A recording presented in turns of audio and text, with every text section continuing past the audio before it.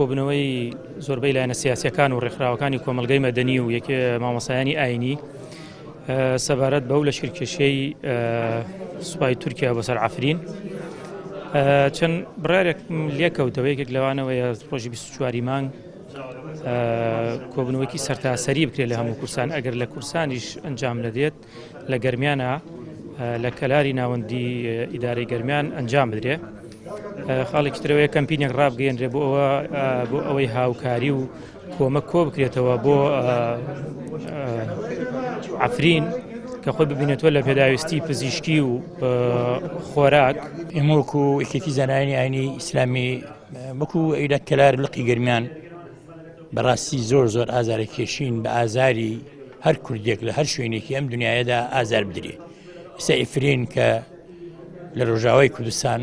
تورکیا بە دەستێکی پۆڵاین هەرچی هێزی هەیە و بەڕەنگە دەستێکی تی لە پشت بێ سەرکوتی ئەکا ئەوە بۆ مانگی زیاترە بێ. بەڕاستی ئێمە زۆر خەمیانە خۆین داواکارین لە خوای گەورە دەستی زاڵم ببرێت، خوای گەورە دەرویەکی لەو خەڵکە فەقیرە بکاتەوە و ئێمە هەر هەمومان ناڕازین. خوای گەورە ئینسانی زاڵمی خۆش ناوێ و نالەتی لە زاڵم کردووە